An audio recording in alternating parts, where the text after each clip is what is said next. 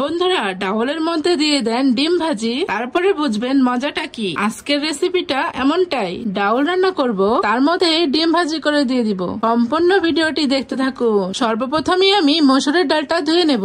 আপনারা পারলে এটা অ্যাঙ্কার ডাউল দিয়েও করতে পারে। এই রেসিপিটি সব ধরনের ডাউল দিয়েই করা যায়।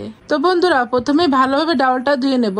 তো বন্ধুরা বাদামি কালার করে ভেজে নিয়েছি পেঁয়াজ মরিচ, তারপরে দিয়ে দেবো 1 চামচ রসুন বাটা, 1 চামচ আদা বাটা, হলুদের গুঁড়ো, মরিচের গুঁড়ো ও পরিমাণ মতো লবণ। তো ভালো মতো এবার মশলাটা কষিয়ে নেব।